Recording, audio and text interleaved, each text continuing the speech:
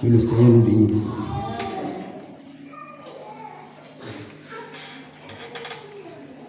Si tu as un problème quelconque et que l'ennemi te ment pour dire qu'il n'y a plus d'issue pour toi, il faut garder tes yeux sur le Seigneur Jésus. Car le psalmiste pourrait dire que je lève mes yeux vers les montagnes. Dans son 121, d'où me viendra le secours. Le secours me viendra de l'Éternel des armées qui a créé la terre et les cieux. Que ce soit ton partage ce matin au nom de Jésus. L'Éternel Dieu Tout-Puissant, je viens ce matin te dire toute ma reconnaissance pour ton amour infini, ton amour renouvelé. Tu nous as aimés d'un amour incomparable. Même quand le patriarche Adam a péché dans le jardin d'Éden, toi, dans ton amour infini, alors que tu étais dans ta légitimité de réaction et de sentence, tu as encore cherché à réconcilier l'humanité avec toi. C'est ainsi que tu donnes à ton fils Jésus-Christ de Nazareth en rançon, afin que nous soyons sauvés. Merci pour cette œuvre incomparable. Ô Père Dieu d'amour et de grâce, rien ne te surprend.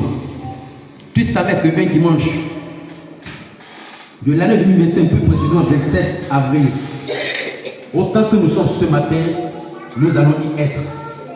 C'est nous qui avons été surpris il y a quelques jours, en découvrant qu'il y a des soeurs et frères qui ne seront pas là. Mais ce matin, nous comptons sur toi. Ce que tu as entamé, viens l'achever. Ô Père Dieu d'amour et de grâce, ce matin, nous sommes là pour écouter ta parole. Le moment est venu pour nous attabler. Ô Père, je prie ce matin que tout ce qui est cher se mette de côté. Viens prendre la place qui t'est due. Prends le contrôle. Permets que la parole de ce matin, Jésus, que ça transforme quelqu'un, que ça délivre, que ça illumine. Oh mon Dieu, je t'en supplie. Viens toucher ton peuple.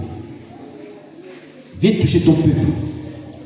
Parle à moi-même, afin que ma vie soit impactée par ta révélation au nom de Jésus-Christ de Nazareth. Merci pour ce que tu fais, ce que tu feras. Que le règne, la puissance, l'honneur te revienne, l'autorité te revienne, toi qui vis à jamais, pour des siècles et siècles. C'est dans le nom de Jésus que nous avons ainsi prié. Amen. Amen. Amen.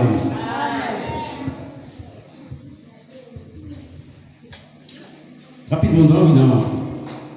Éphésiens, chapitre 5, verset 8. Je lis pour nous tous.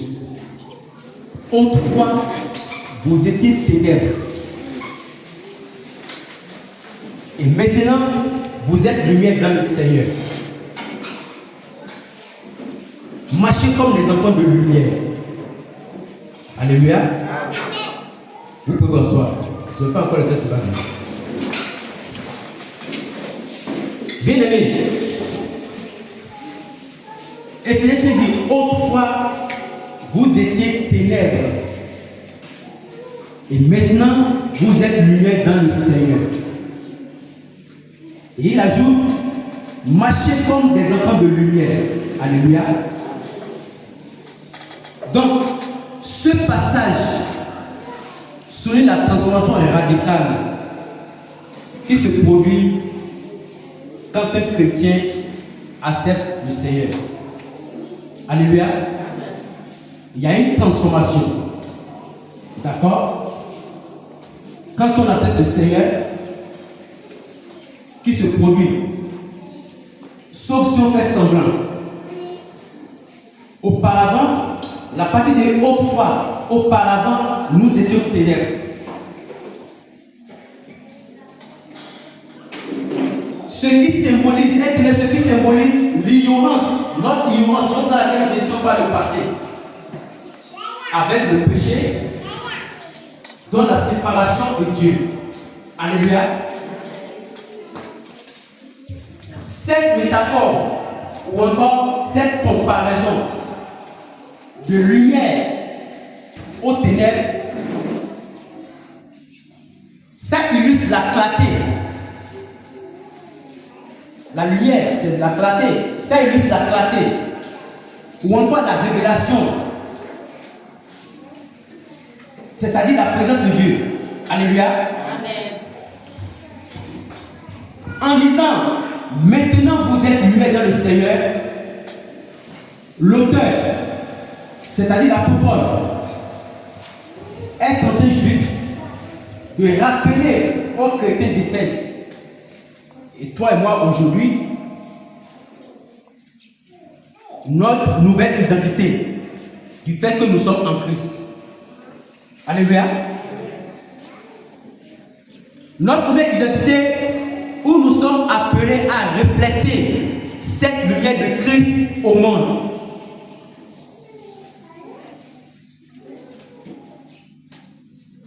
On était dans l'ignorance. Dieu nous a fait grâce. Nous sommes venus à la lumière. Et donc, cette lumière détermine notre nouvelle vie, notre nouvelle identité. Et nos façons de vivre devaient refléter cette lumière de Christ au monde. Alléluia. Et la partie qui dit, marchez comme des enfants de lumière. Oui, quand on est lumière, on peut marcher comme des enfants de lumière. Mais si on ne marche pas comme des enfants de lumière, ça veut dire qu'on n'est pas lumière. Donc en disant marcher comme les enfants de lumière, il est dit non seulement notre changement d'état, mais aussi un mode de vie.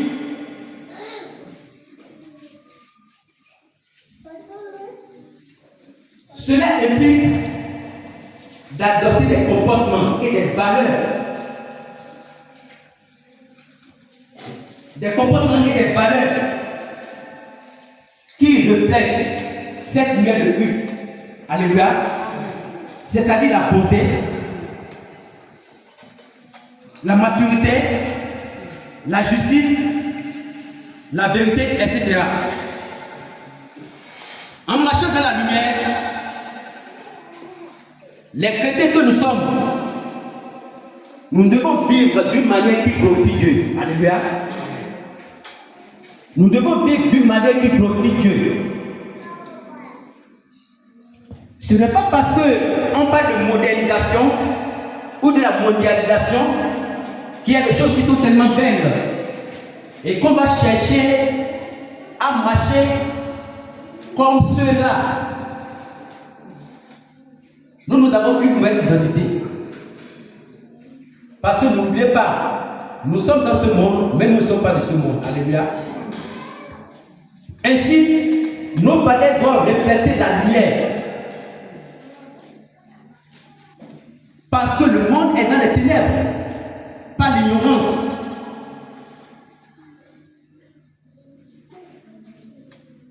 Alléluia. Nous avons été mandatés. Nous avons été mandatés d'annoncer l'évangile partout dans le monde. Et en faisant de toutes les nations des disciples, en les baptisant au nom de la Trinité. Alléluia. Bien-aimés, l'évangélisation dont il est question, ce n'est pas seulement, comme on parle souvent, dit la parole de Dieu, prêcher l'évangélisation par les paroles, mais c'est aussi notre manière de vivre, c'est de l'évangélisation. Notre façon de vivre, c'est de l'évangélisation. Alléluia. Écoutez, il y a des personnes qui ne sont pas en Christ. Ils ne connaissent pas Christ. Mais ils ont été tellement bien éduqués que leur mode de vie, je vous assure, ça honore Dieu. Ça honore Dieu. Par les paroles qui sortent de leur bouche. Pas aussi leur accoutrement, leur façon de s'habiller. Mais on va voir des frères et sœurs qui sont déjà en Christ, mais qui sont encore un peu attachés au comportement, aux habitudes de la vie antérieure. Alléluia. Ce n'est pas dire les enfants de Dieu. En faisant ainsi, nous ne reflétons pas la lumière. Amen. Nous ne reflétons pas la lumière. Parce que tout ce que nous faisons, nous devons avoir une vie de foi active. Et toutes nos actions personnelles et nos choix doivent être influencés par cette lumière. Toutes nos actions personnelles et nos choix, ça doit être influencé par la lumière. Et non pas le monde, pas ce qui se passe dans le monde. Alléluia. Notre texte de base, c'est Matthieu chapitre 5, verset 13 à 6. Et le thème de ce matin, c'est la lumière du monde. Nous allons définir. On va définir la lumière. J'ai vu quelques définitions. La lumière, ça veut dire la clarté, splendeur, ce qui éclaire et qui rend les objets visibles. Donc les objets qui étaient cachés, la lumière les rend visibles. Être la lumière du monde, c'est être capable de communiquer la vie à ceux qui nous suivent. Vous comprenez?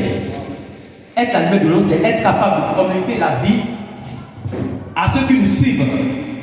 Quand nous croyons que Jésus est la lumière du monde, il nous communique la véritable vie. La vie éternelle, c'est-à-dire la vie en communion avec Dieu pour toujours. Alléluia. Maintenant, nous allons lire notre texte de base, qui est Matthieu chapitre 5, verset 13 à 16.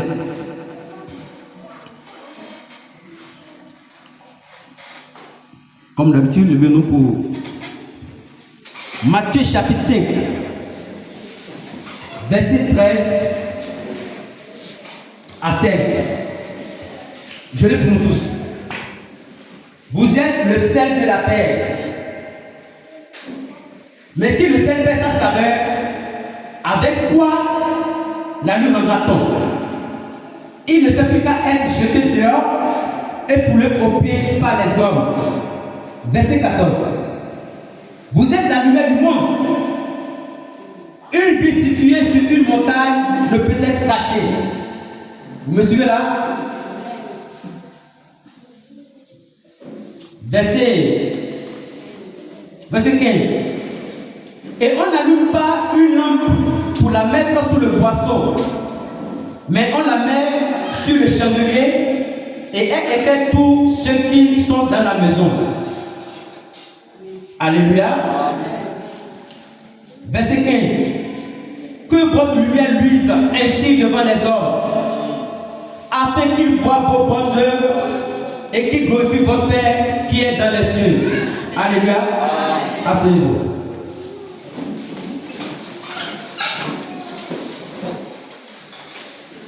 Donc,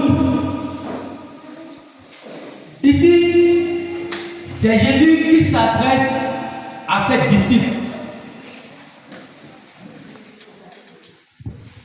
Et les disciples de Jésus aujourd'hui, c'est toi et moi. Ainsi, il indique le rôle crucial dans la culture et la société.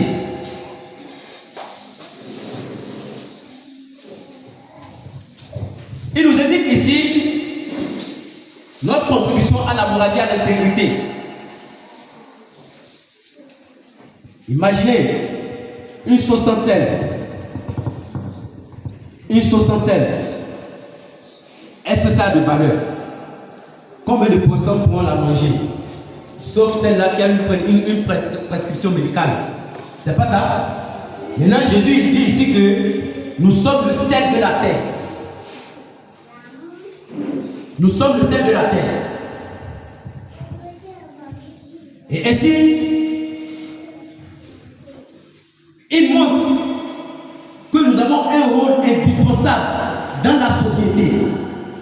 Ça veut dire que ce n'est pas la société qui va nous impacter, Au contraire, c'est nous qui devons impartir la société parce que nous avons la lumière en nous. Alléluia. C'est nous qui allons donner le goût à la société. Amen. Donc nous avons une moralité. Une moralité exemplaire, indispensable, avec une intégrité qui est palpable et qui impacte notre environnement. Alléluia. Donc cette comparaison souligne notre responsabilité en tant que chrétien d'agir comme des agents positifs qui préservent la bonne conduite en tant que chrétien. La bonne conduite. Le chrétien doit être un modèle. Alléluia. En augmentant la sagesse spirituelle autour de nous. Cependant, la deuxième partie du verset, c'est-à-dire la deuxième phrase, mais si le Saint-Père ça savait, avec quoi la lui rendra-t-on?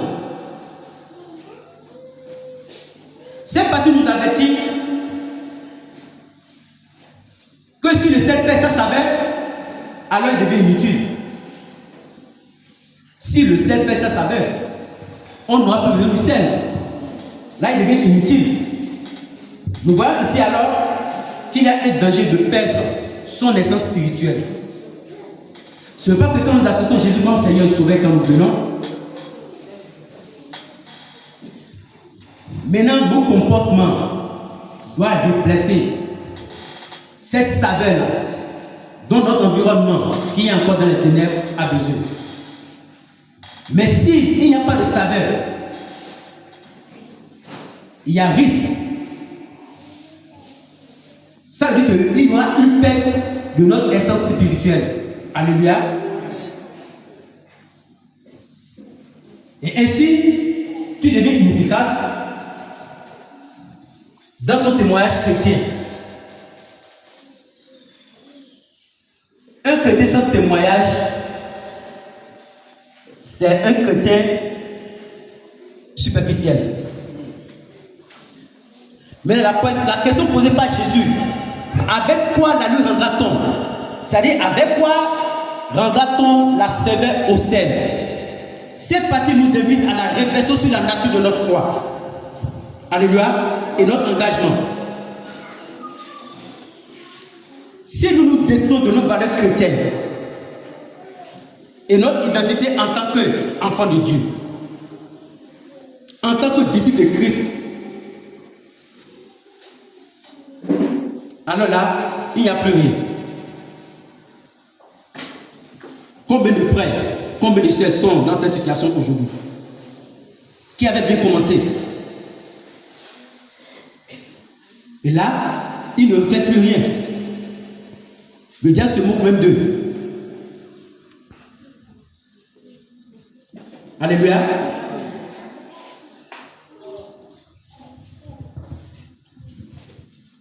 Donc ce texte doit nous inciter à examiner notre vie et veiller à ne pas devenir insignifiant en tant que chrétien. Voilà pourquoi il est important de venir écouter les enseignements. Je vous assure que dimanche seul, ça ne suffit pas. Dimanche seul, ça ne suffit pas. Parce que dimanche, la prédication, d'accord, mais il y a des enseignements qui ont une continuité, qui nous permet de grandir dans notre marche avec le Seigneur. Alléluia. Ainsi, ça pourra nous mettre à l'abri de la perte de cette essence spirituelle. Car, si nous ne faisons pas attention et que nous sommes comparables à ceux qui fait le saveur, vraiment c'est un danger.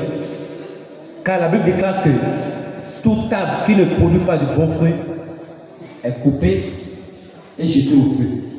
Ça c'est de Matthieu 7, verset 19, 18 pour d'autres versions. Je déclare au nom de Jésus de Nazareth que ce ne soit pas ton partage ce matin.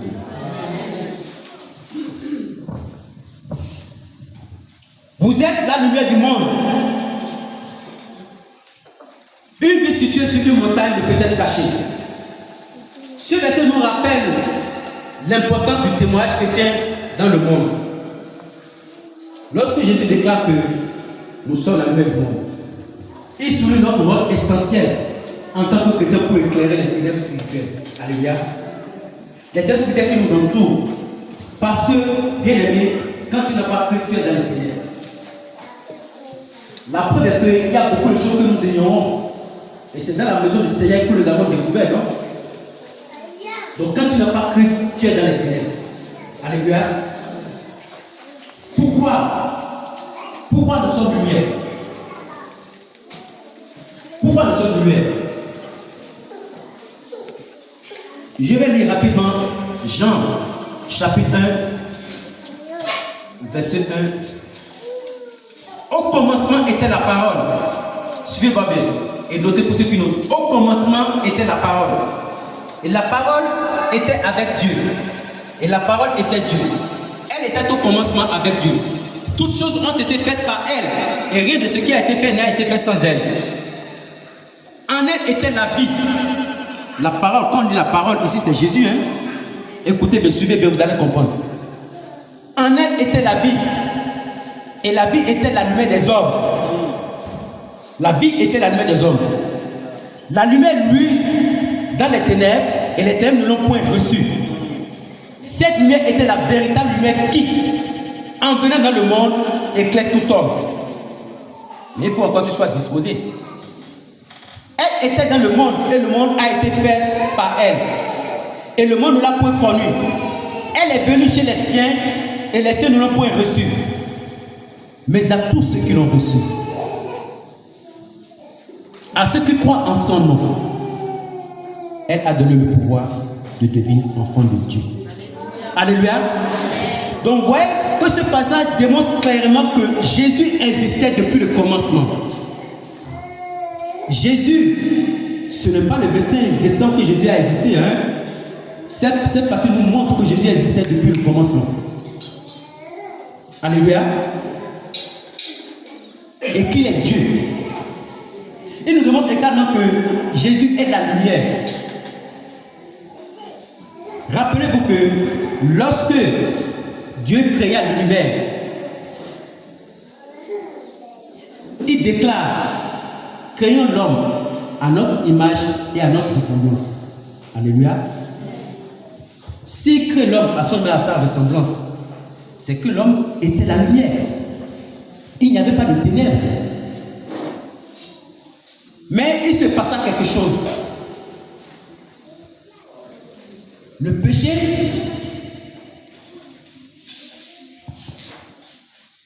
étant entré dans l'homme par le partage, Adam a amené l'homme dans la disqualification de toute qualité qu'il avait, que Dieu lui avait donné comme Dieu. Alléluia. Parce que quand il crée l'homme à son image, à sa ressemblance, au départ, nous étions comme un petit Dieu. Mais le péché étant entré, on avait perdu ses qualités. Alléluia. Et Dieu, dans son amour infini, a pensé encore nous réconcilier avec lui-même. C'est alors qu'il donna son fils Jésus. Mais ce n'est pas parce qu'il a donné son fils Jésus que tout est acquis pour toute l'humanité.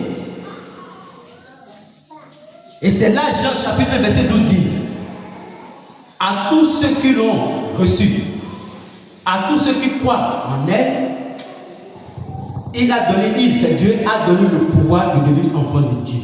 Alléluia. C'est alors que ceux qui l'ont reçu ont eu la capacité, ont eu la grâce de pouvoir retrouver ces qualités qu'ils avaient perdues. Alléluia.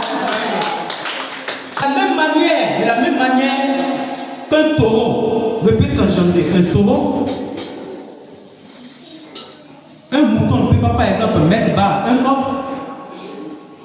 Donc, puisque nous sommes enfants de Dieu, notre Père est lumière.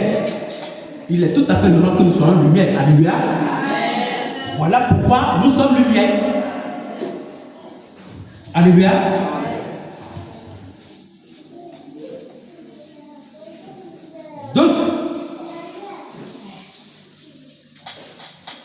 Bien-aimés, lorsque nous acceptons Jésus comme Seigneur et Sauveur, de façon automatique, nous rentrons dans cette disposition-là. Alléluia. Mais ça ne s'arrête pas là. Il est maintenant question que nous approprions les qualités et tout ce qu'il faut pour croître dans notre marche avec le Seigneur. Alléluia. Parce qu'il est question que nous parvenions à nous débarrasser de façon réelle dans nos pratiques de notre ancienne vie. Alléluia. Revenons maintenant dans notre texte de base, Matthieu 5. Donc la lettre symbolise la vérité, la connaissance, la sanctification et la bonté divine. Donc en tant que chrétiens, nous sommes appelés à répéter ces attributions dans notre vie quotidienne. Alléluia. En disant dans ce passage qu'une ville située sur une montagne ne peut être cachée. Jésus illustre la visibilité d'une vie transformationnelle. Quand tu es en Christ, toi qui tombais dans les caniveaux et consorts par le passé, mais ceux qui te connaissaient, quand tu es en Christ, tu n'as pas besoin de parler, ils le voient en toi. Ils voient la transformation. C'est spontané. Alléluia. Ce n'est pas le semblant, sauf si tu n'es pas encore sorti de là.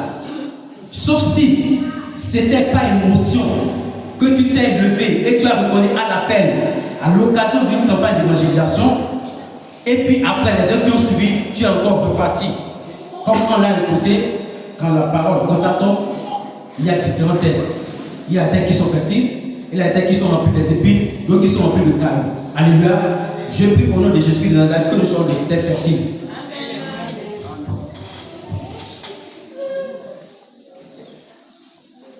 Donc, il y a des chrétiens qui ne le sont que de nom. Les dimanches, ils vont partir à l'église, écouter la parole. Mais quand ils sortent de l'église, ils changent leur manteau. Alors que ça ne devait pas être ainsi. La façon dont nous apparaissons dans la maison du Seigneur, ça devait être notre vie. C'est ainsi qu'on reflète la lumière de Christ pour le monde. Ce n'est pas que nous venons à l'église et quand on y est, on est un agneau, on est saint. Mais quand on est dans le monde, on est dans le manteau. Comment pourrons-nous impacter ceux-là qui sont encore dans les ténèbres? Comment pourrons-nous impacter ceux-là qui sont dans les ténèbres? On ne reflète pas la lumière. Et ça peut aimer. Si tu es de ces gens, je t'assure que tu n'es pas, Christ n'est pas en toi. Ce n'est pas une menace, c'est une vérité, c'est une réalité. Christ n'est pas encore en toi.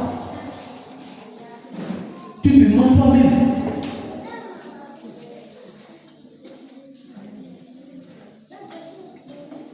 Parce que quand on se comporte en toi, on influence négativement notre environnement. Et ainsi, on les éloigne de la volonté de venir en Christ. Et ça, ce n'est pas bon. Alléluia. Et ça, ce n'est pas bon. Notre manière devait influencer positivement cela. Et notre témoignage doit être un témoignage déclaratif. C'est-à-dire qu'on doit le sentir. Ça doit montrer le chemin qui mène à la lumière de Christ. Amen. Le verset 5 dit, on n'allume pas la lampe pour la mettre sur le poisson. Est-ce que, supposons qu'il n'y a pas ça et puis on avait une lampe pour éclairer la salle là, est-ce qu'on doit prendre la lumière en question et puis on va cacher la lumière en question? L'idée de mettre la lumière, c'est quoi? C'est pour éclairer, non? Mais pourquoi on va cacher sous le poisson? Donc, cette partie nous montre l'importance de la vérité de la révélation de notre vie dans le Seigneur. La vérité de notre vie dans le Seigneur. Si on est en Christ, bien aimé, on n'a plus rien à craindre.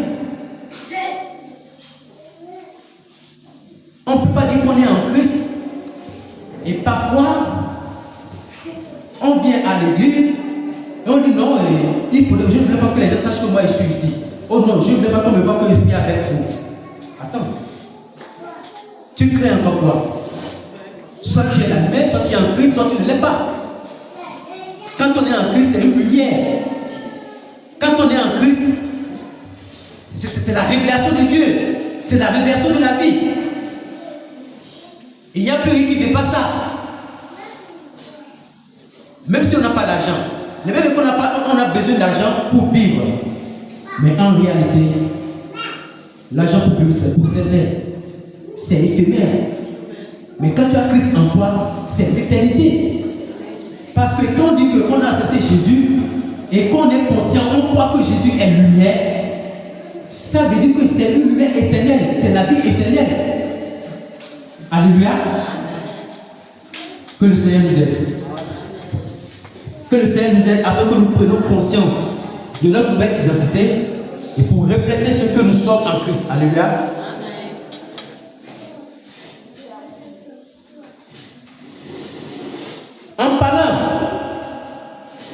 En plaçant la lumière sur un chandelier, ça représente la façon dont, la manière dont les disciples de Christ, c'est-à-dire nous devons vivre notre foi de façon publique. C'est ce que je viens d'expliquer, sans cacher.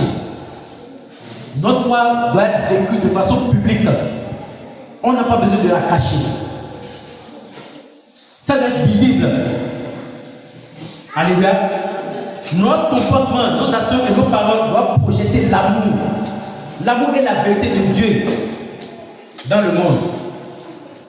C'est comme ça qu'on est utile en tant que lumière du monde. Alléluia. Regardez ce qui se passe fréquemment dans nos jours. La désinformation. Les désinformations qui sont alimentées. Et malheureusement, les enfants de Dieu tombent encore dans ce piège-là, de la désinformation. Parce que c'est mon inconscient, c'est l'habitude. Quand j'écoute, je propage moi-même. Alors que Romains 12 nous dit de ne pas nous conformer au siècle présent. De ne pas nous conformer au siècle présent.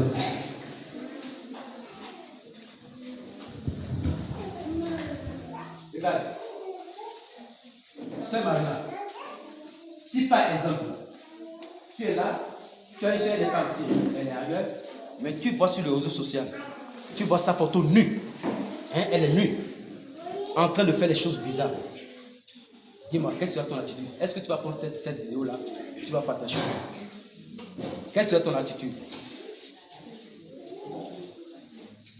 Maintenant, comment se fait-il que les enfants de Dieu que nous sommes, quand on voit la vidéo d'un enfant de Dieu, un pasteur, un serviteur de Dieu, on prend la plupart parfois, pour la plupart des fois, je vous assure, ce sont des montages. Ce sont des choses qui n'existent pas. Mais, du fait qu'on a le téléphone Android, on peut passer le temps sur les réseaux sociaux, on voit ça, on veut se comporter comme le monde. Donc moi-même, je poste, je prends, je balance. Pourquoi on fait ça? Elle a dit qu'elle voit la photo de sa soeur nue. Elle ne peut pas publier, elle va supprimer parce que c'est pas bien, parce que c'est sa soeur. Mais c'est pareil pour toute chose qui concerne Dieu. Qu'on vilipende, on doit préserver. Mais on ne fait pas ça. On publie, on vilipende aussi, on relève. Nous avons commencé un enseignement sur le combat spirituel. Nous sommes encore à la phase introductive. Mais n'oubliez pas qu'on nous a dit que le combat spirituel, c'est un deux camps. Le camp de Dieu, du royaume de Dieu, et le camp du royaume de Satan. Alléluia. Amen. Et Dieu a des anges qui sont à son service et au service de ses enfants. Donc si Dieu vient agir, il ne vient pas agir directement au niveau de ses enfants. Ce n'est pas les anges et pas ses enfants. C'est pareil pour le diable et Satan. Il a aussi une équipe. et par les démons et utilise aussi les hommes. Et nous avons appris que quand le diable attaque un enfant de Dieu, c'est Jésus qu'il vise. C'est Dieu qu'il vise. Ça veut dire que quand on raconte des ragots sur un serviteur de Dieu,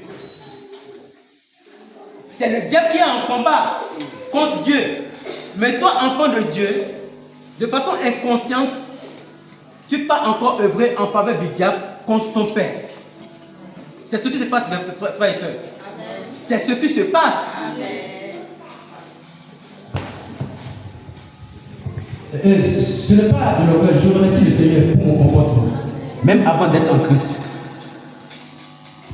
Toutes les fois où je vois qu'on attaque un certain Dieu, même que je ne connais pas, je vous assure, ça me fait tellement mal que mon désir, c'est que les personnes soient localisées pour qu'ils perdent les actes. Mon épouse n'est pas sûre, elle a des témoins.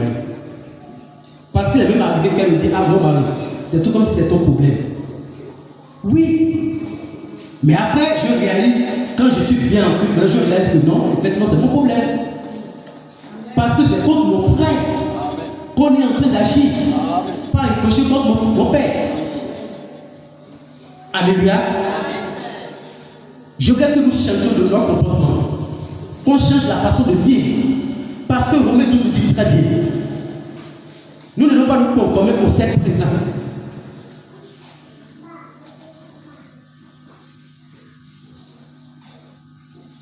Nous ne devons pas oublier que nous sommes la lumière.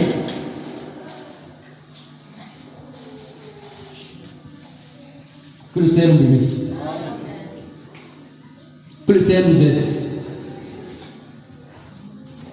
Parce que si on ne fait pas attention, comme le Seigneur de Dieu l'a dit la dernière fois, quand on accepte Jésus comme Seigneur Sauveur, le combat commence. Et ce comportement, ça fait partie du combat. Le diable t'a recruté de façon inconsciente pour son service. Et là, tu te retrouves contre ton frère en Christ. Tu vilipends des vidéos qui sont fausses sur la personne de ton frère en Christ. Que le Seigneur nous bénisse, que le Seigneur nous aide. Amen. Donc, dans cette dernière partie du verset 15 là, le Seigneur nous invite à réfléchir sur notre propre témoignage et à nous demander si nous permettons à la lumière de Christ de briller au travers de nous.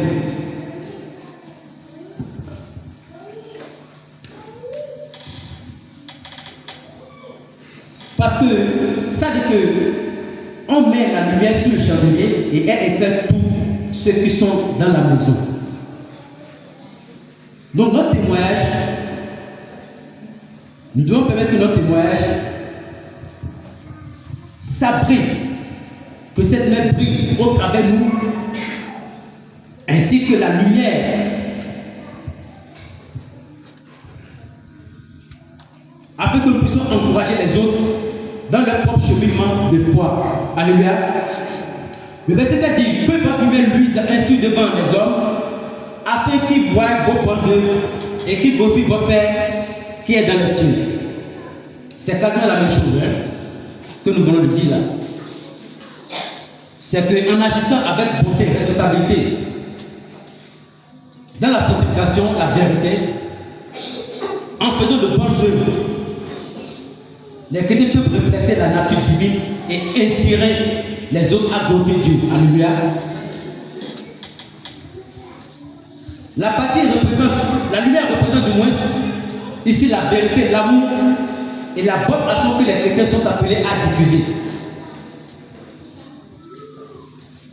Les chrétiens sont appelés à manifester l'amour, de bonnes actions, dans la vérité, dans le respect, dans l'intégrité. Alléluia. C'est ainsi que leur témoignage est visible et positif.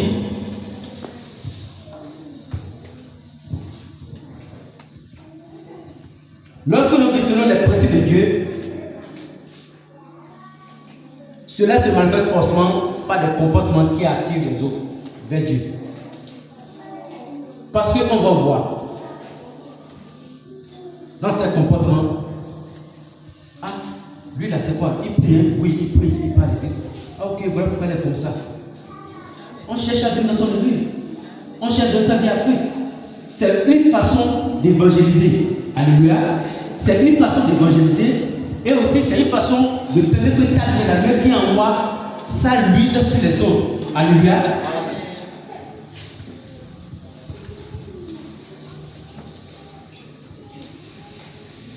Donc nos comportements doivent influencer les autres. Et cette partie nous montre aussi que en faisant de bonnes œuvres,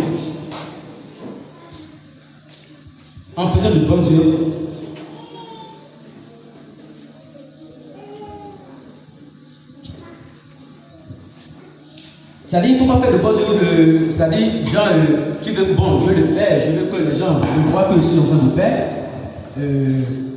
pour qu'on me voie, pour qu'on m'admire, non. Il faut le faire de façon consciente, de façon déterminée pour la gloire du Seigneur, sans attendre rien en retour. Alléluia, sans attendre rien en retour.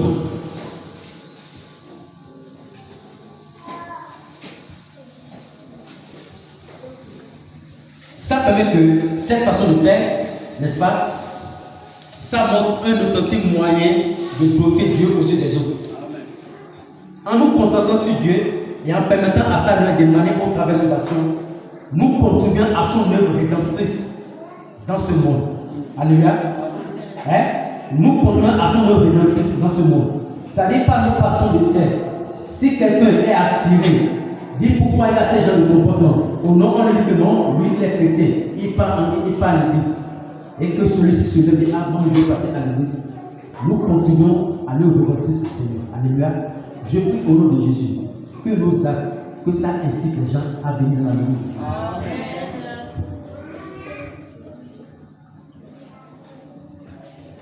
Il faudrait aussi que notre habillement soit pour la gloire du Seigneur. Soit pour la gloire du Seigneur.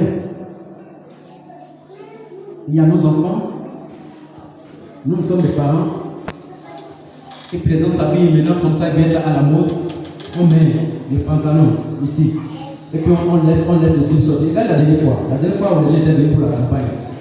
Et regarde les messieurs qui étaient habillés, des personnes physiquement responsables.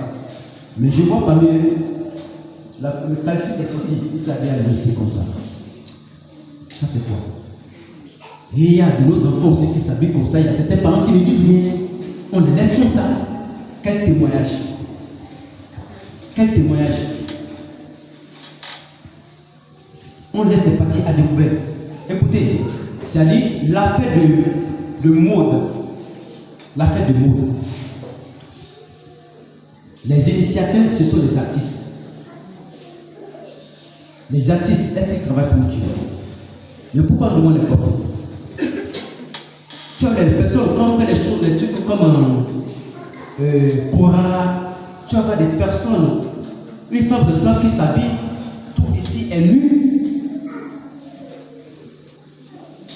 Et quelques jours après, tu vois celui qui n'est même pas artiste, elle-même, elle va faire une tenue pareille pour dire qu'il est à la mode. Et ça vient aussi dans la maison du Seigneur. Ça vient de la maison du Seigneur. Des habillements où on laisse des parties de son corps à découvert, je vous assure, ça ne glorifie pas le Seigneur. Ça ne glorifie pas le Seigneur. Et nous, les enfants de Dieu, on doit veiller sur ça. Même si tu avais déjà l'habitude de t'habiller d'une façon quelconque, pendant que tu ne connaissais pas le Seigneur, maintenant tu es venu dans sa maison, tu as découvert quelles sont les choses qui donnent gloire au Seigneur. Parce qu'en faisant ainsi, c'est un facteur de séduction. C'est un facteur de séduction. J'ai suivi un truc la dernière fois. C'est une chrétienne en griffe à qui on est en train de faire la remarque de son habillement. pour aller à l'église, que ça va perturber les frères en Christ. Elle dit, oh, c'est pas moi, c'est leur problème, parce que moi je me suis habillé comme ça, c'est mon corps. Attends, c'est ton corps. Ce n'est pas à nous, les enfants de Dieu, que la Bible a dit que leur corps, c'est le temps du Saint-Esprit. C'est le temps du Saint-Esprit. Est-ce que si tu loues une maison, par exemple, tu peux faire de la maison ce que tu veux? Tu peux te lever comme ça, pas faire des tours bizarres. Le propriétaire va te laisser comme ça. C'est pareil. Notre corps, c'est le temps du Saint-Esprit. Oui, c'est mon corps, j'en fais ce que je veux. Non, tu es encore dans les ténèbres, tu ne comprends rien. Cela peut t'amener encore dans les ténèbres, ça peut t'amener en arrière. La fin des choses vaut mieux que son commencement. Il y a des gens qui ont bien commencé la marche avec le Seigneur, hein, qui ont fait des exploits. Mais malheureusement, avant qu'ils ne partent de cette terre, ils étaient encore retombés dans le monde. Et aujourd'hui, je vous assure, ils sont dans la gêne. Ils sont dans la gêne. C'est ce que nous voulons. Je ne crois pas que le Seigneur nous épargne de ça. Que le Seigneur nous épargne de ça.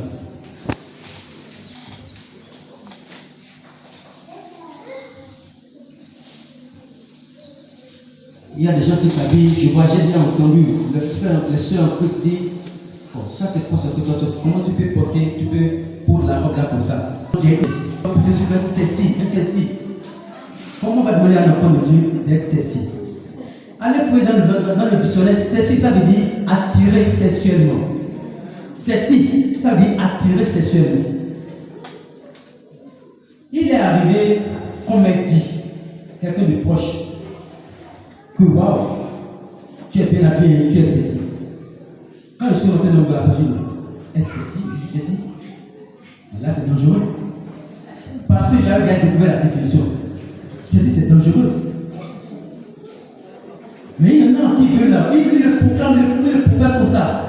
Je dois m'appeler ceci. Et tu viens écouter la parole de Dieu. Tu te réclames enfant de Dieu. Quand tu attires les gens de façon sexuelle, tu peux pour le diable. Parce que tout ce qui essaie devait se faire dans le mariage pour la gloire du Seigneur. Mais toi qui es censé refléter la lumière qui est en toi, tu te comprends comme ça, ça veut dire que tu n'as pas de lumière en toi. Alléluia. Bien aimé. Changeons notre façon de nous d'appeler. Quitte à ce qu'on nous traite de bien. Attends.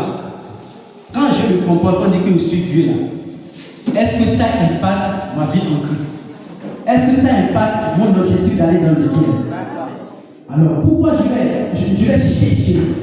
Je vais chercher à me conformer au Saint présent et je m'éloigne de mon Seigneur. J'ai oublié cette œuvre rédemptrice. Jésus a donné sa vie sur la croix. Regarde tout ce qu'il a comme puissance, regarde tout ce qu'il a fait comme miracle. Mais on l'a tabassé, il avait le pouvoir de toucher, il n'a rien fait. Alléluia. Pourquoi? Parce que l'objectif c'est aller à la croix. Regardez, quand on était venu pour prendre Jésus, il y a Pierre qui a lancé sa flèche, il a coupé l'oreille des personnes qui étaient venues attraper Jésus, non? Ouais. Jésus a rendu, et Jésus a dit, il a regardé Pierre et dit, arrête de moi Satan. Parce que c'est le diable qui veut l'empêcher d'aller à la croix. Alléluia. Qui veut l'empêcher d'aller à la croix. Parce que si Jésus n'était pas allé à la croix, bien aimé, toi, moi, on ne serait pas là aujourd'hui. On serait à la sorte du diable. Il fera de ce qu'il veut. Je profite de l'occasion pour inviter ceux-là qui n'étaient pas là jeudi passé. Les 3 cas jeudi qui étaient là. Venez écouter l'enseignement sur le combat spirituel. Bien aimé. Vous allez comprendre qu'il n'y a rien de notre vie qu'on doit négliger. Il n'y a rien qu'on doit négliger. Bien aimé, Dieu t'a béni, tu as des moyens et tu commences par te donner du plaisir bizarre. C'est le diable. Il veut t'éloigner du Seigneur. Il y a beaucoup de choses, il y a beaucoup de tirs que le diable utilise pour détruire les enfants de Dieu. Parce que son objectif, c'est nous empêcher. Parce que lui, son sang a été scellé. Hein? Son sang s'est scellé. J'ai entendu c'est un jeune garçon, je crois, il doit avoir 12 ans, qui demande que est-ce qu'on ne peut pas prier pour que le diable il soit pardonné et qu'il soit délivré, voilà, qu'il soit délivré. pour qu'il laisse les gens tranquilles. Mais c'est impossible parce que lui, il est bien jugé. Le diable est bien jugé. D'accord? Il est bien jugé. Il attend seulement le temps pour partir en enfer. Mais le gars a dit qu'il ne partira pas seul. C'est lui et ses anges déchus qui sont appelés démons. La Bible dit qu'ils sont le tiers. C'est-à-dire, si on prend 30, si tous les anges qui étaient au ciel étaient 30, il y a 10 que le diable avait compris, qui l'ont suivi pour lui donner la gloire. Quand il a été déchu, il a été déjà avec tous ceux-là. Et il a dit non, qu'il ne partira pas seul en enfer avec ces démons-là. Il va entraîner les enfants de Dieu. Quand tu prends conscience de ça, bien aimé, tu dois te réfugier de façon réelle sous le Seigneur. Écouter les enseignements. Te laisser. Parce que tu as accepté Jésus comme sauveur. Jésus nous a sauvés. Marcher avec Dieu. Alléluia.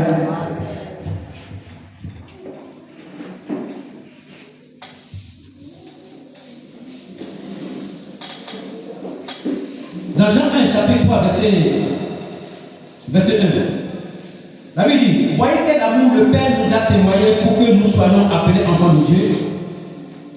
Et nous le sommes. C'est un amour incomparable. Et nous sommes enfants de Dieu. Si le monde ne nous connaît pas, c'est qu'il n'a pas connu Dieu. Mais est-ce que c'est parce que le monde ne nous connaît pas que nous ne sommes pas tout faire pour que le monde nous connaisse? Non. Nous y sommes, mais nous ne sommes pas du monde. Qui ne nous connaissent pas, tant pis, tant mieux. Nous ne sommes pas de l'ethnie de le monde. Alléluia. Nous devons refléter nous ce qui est en nous. Nous devons au contraire les impacter. Les influencer. Alléluia.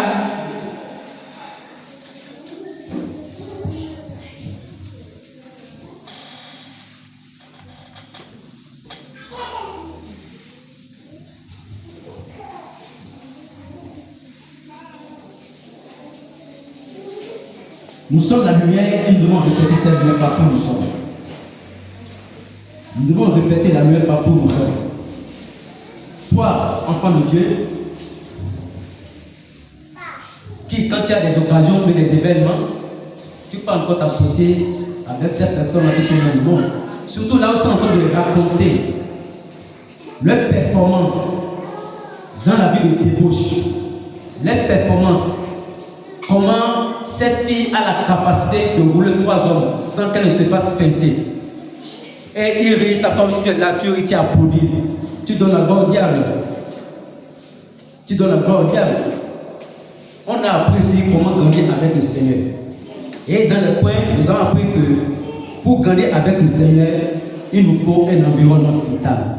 Et l'environnement vital, c'est un environnement où on entend la parole, on entend des choses qui peuvent nous aider à grandir dans le Seigneur, qui peut nous aider à nous approcher plus du Seigneur. Mais quand tu vas t'asseoir avec des personnes qui racontent des choses qui glorifient le diable, tu es applaudi, tu seras impacté, tu seras influencé.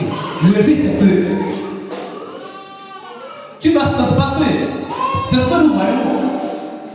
La voix s'applique très bien, parfois même, parce qu'elle est banquée par cet homme. En temps, c'est son corps qui est en échange. Le risque c'est que tu seras impacté par cela, par le fait qu'elle ait des moyens, et tu peux aller tenter à l'écouter. Cet environnement n'était pas vital. Pourquoi tu vas rester là-bas? Alors que toi, si l'occasion fait que tu te trouves avec ces personnes-là, il faut discerner pourquoi tu y es. C'est pour refléter la lumière du Seigneur. C'est pour leur parler de la parole de Dieu. Pour montrer à cette personne-là qui se dit qu'elle est à l'amour, qu'elle roule les hommes, qu'elle a des moyens, qu'au contraire, elle est en danger de mort. En danger de vie et de mort éternel. C'est ton rôle que tu dois jouer. Si tu ne peux pas faire ça, bien aimé, il faut sortir de là. Il ne faut pas rester là. Alléluia. C'est pour ça qu'il faut refléter la lumière qui est en toi, afin d'amener les personnes qui sont encore dans les ténèbres à la lumière. Alléluia. La volonté de Dieu est que le monde soit sauvé. Mais le monde l'ignore. Mais toi, en tant que fils de Dieu, puisque tu es en Christ et que tu es déjà dans la lumière, que fais-tu pour sortir le monde de ce ténèbres? Il faut évangéliser par tes habitudes, par ton comportement, par ta façon de vivre. Tu dois annoncer la bonne nouvelle. Alléluia. Amen. Tu dois annoncer la bonne nouvelle. On doit refléter la lumière qui est en nous. Parce que, bien aimé, regardez, souvent on joue avec quoi? Jésus dit que nous sommes lumière du monde. Pas lumière de la chambre. Pas lumière d'une pièce. Lumière du monde. C'est une lumière spirituelle. Est-ce qu'on réalise ça? Est-ce qu'on réalise ça? Il faut que nos positionnements, ça change ce matin. Que nos comportements, que ça change. Tu es en Christ, quand on est en Christ, bien aimé, on ne se gauche plus. J'ai bien entendu de frères, de soeurs en Christ. Il y a une personne à qui on a fait mal, on a tapé, on a même dit je peux taper sur la dame. Et la dame pourra répondre, ok, vas-y, tape-moi. Donc, nous continuons à taper. Et la sœur en Christ était étonnée. Elle dit carrément à la dame, toi tu as la foi, hein? Tu la laisses. Moi si je la récupère. Attends, vous et moi. C'est le comportement qu'elle devait avoir ça. Elle, enfant de Dieu. Elle qui devait refléter la lumière. Voici quelqu'un qui n'est pas en Christ. Qui dit ok, vas-y, fais. Mais elle, c'est elle maintenant qui revient maintenant à la charge. Qui dit, attends, toi tu as la foi, hein? Pourquoi tu le laisses? Que Jésus nous aide. Que Jésus nous aide, qui nous révèle l'intelligence. Afin que nous puissions comprendre quelle est la volonté de Dieu pour nous. Voilà pourquoi nous devons prier sans cesse. Alléluia. Nous devons prier sans cesse. Je continue à nous inviter à venir de façon régulière, surtout les jeudis. Et les jeudis qui vont venir là, on a commencé un enseignement vraiment très capital. Parce que tout enfant de Dieu, quand tu viens à Christ, je t'assure qu'un combat commence. Je n'ai pas déjà entendu les gens qui ont dit, ah, quand je n'étais pas en Christ, c'était mieux pour moi. Mais là que j'ai accepté le Seigneur, tout est devenu dur, tout est compliqué. C'est le combat spirituel, c'est le combat. Le but du diable, c'est pour te retourner encore en arrière. Parce qu'il ne veut pas que toi tu ailles au ciel. Il cherche des gens qui vont l'accompagner dans la chair. Je prie au nom de Jésus de Nazareth que ce ne soit pas ton partage. Que la lumière du Seigneur qui est en toi luise, afin que le monde puisse suivre ton exemple et venir à Christ. Je suis convaincu que quand c'est comme ça, tu n'as pas prêché la parole par la voix, mais le fait que les gens sont venus en Christ par ton comportement, par ton témoignage, tu auras des récompenses dans le ciel. Que le Seigneur bénisse sa parole.